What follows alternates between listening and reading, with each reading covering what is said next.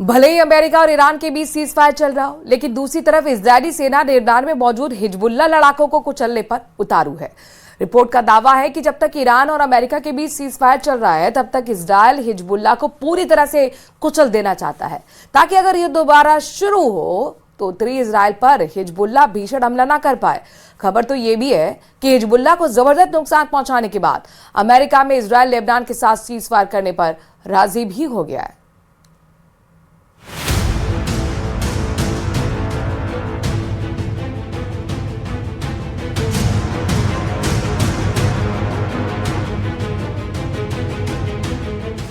दक्षिण लेबनान में इजरायली सेना के ऑपरेशन अगले 24 घंटे के अंदर या तो हिजबुल्लाह को पूरी तरह कुचल देगा या फिर नेतन्याहू के ग्राउंड ऑपरेशन वाले ख्वाब चकनाचूर हो जाएंगे। यही वजह है कि इजरायली सेना को बड़ा ऑर्डर दिया गया है। ये बिन जुबैल में इजराइल का हमला है। इजराइल बॉर्डर से सिर्फ 3 किलोमीटर बिन जुबैल के अंदर इजराइल और हिजबुल्लाह की आमने सामने की लड़ाई चल रही है।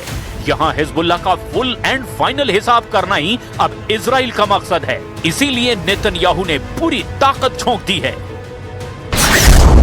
दक्षिण लेबनान में नेतन्याहू ने 5 डिवीजन फौज उतार दी है।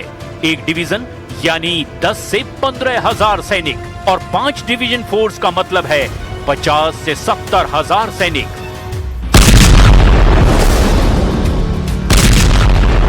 लेकिन हिजबुल्लाह का खेल खत्म करने के लिए नेतन्याहू ने ट्रंप के सीज फायर को भी मुश्किल में डाल दिया।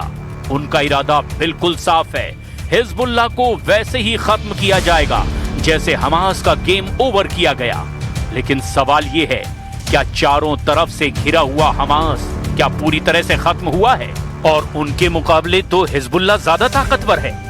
खैर, लेबनान में हिजबुल्लाह के खिलाफ ऑपरेशन में इजराइल की 5 डिवीजन ऑपरेशन कर रही है। इनमें है 36वीं गाश डिवीजन।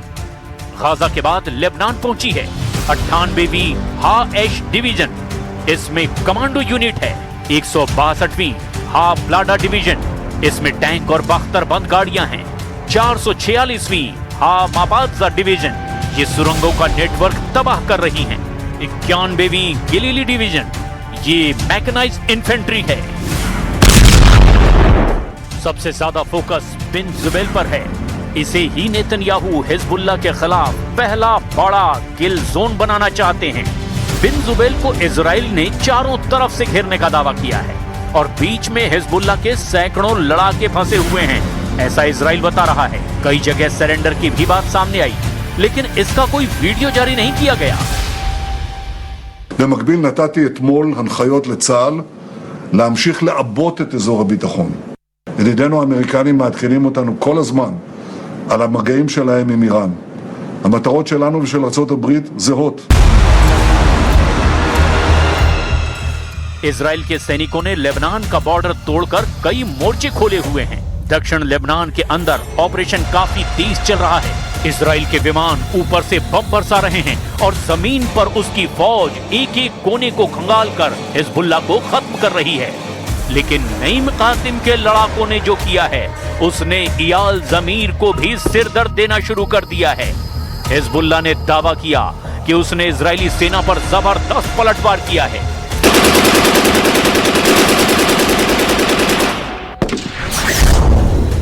हिजबुल्लाह ने कहा कि 24 घंटे के अंदर इजरायली सेना पर 39 हमले किए गए। इस दौरान इजरायली सैनिकों, उनके टैंक और बख्तरबंद गाड़ियों पर अटैक किया गया। वहां लेबनान इजराइल बॉर्डर पर मौजूद इजरायली सेना के अड्डों पर भी ड्रोन और रॉकेट दागे गए। हिजबुल्लाह ऐसे वीडियो लगातार जारी कर रहा है। किसी में एंटी टैंक मिसाइल दागी जा रही है तो किसी में कामिकाजे ड्रोन लॉन्च किया जा रहा है। वीडियो में नेतन्याहू को चैलेंज करके बताया जा रहा है कि हिजबुल्लाह सरेंडर नहीं करेगा, बल्कि सिर पर चढ़कर अटैक करेगा। हिजबुल्लाह की फायर पावर को देखकर इजरायली फौज भी हैरान है। उसे लग रहा था कि हिजबुल्लाह को पिछले 2 सालों में जितना मारा है, उसके बावजूद वो कैसे उठकर पलटवार कर रहा है। इजरायली सेना अध्यक्ष इयाल ज़मीर ने लेबनान ऑपरेशन की कमान अपने हाथों में ली हुई है, लेकिन नसरल्ला की जमीन पर जीत कितनी आसान होगी, इसे लेकर उनकी उलझन लगातार बढ़ती जा रही है। आपको इजरायली सेना प्रमुख के 2 बयान दिखाते हैं, क्योंकि इसने तेल अवीव में नेतन्याहू का तनाव बढ़ा दिया है। जब अप्रैल आधा गुजर चुका है, तब इयाल ज़मीर ने कहा कि लितानी नदी पर दक्षिण लेबनान को हिजबुल्लाह के खिलाफ किल जोन बना दिया गया है। वो हिजबुल्लाह को पूरी तरह मिटाने की बात कर रहे हैं, लेकिन बीते 27 मार्च को इयाल ज़मीर ने कहा कि इजरायली सेना थक रही है और वो ढहने की कगार पर है।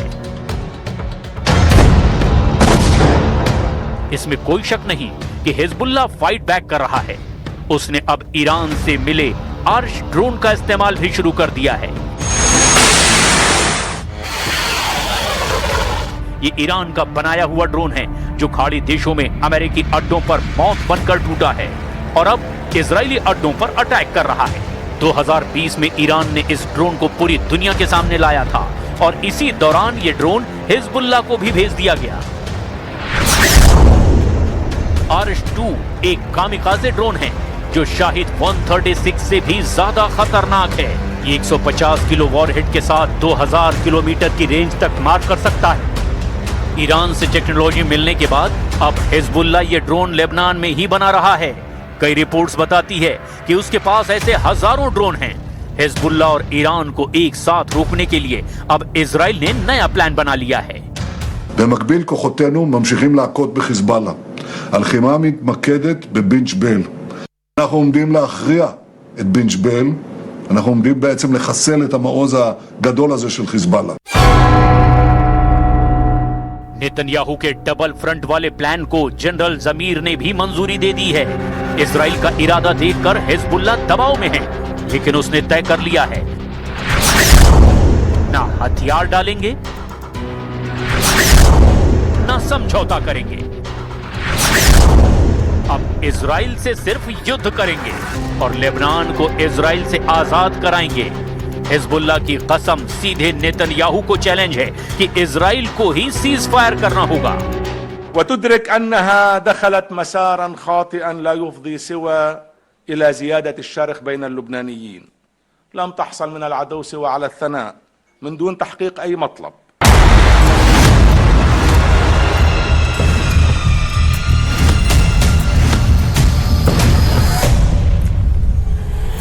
लड़ाई लंबी चलेगी, ये बात नेतन्याहू जानते हैं, लेकिन उनका फोकस फिलहाल लितानी नदी के तरफ बफर जोन बनाने पर है, ताकि हिजबुल्लाह को हर सूरत में इजराइल से दूर रखा जाए। साथ ही साथ ग्रेटर इजराइल की बुनियाद भी मजबूत की जा सके।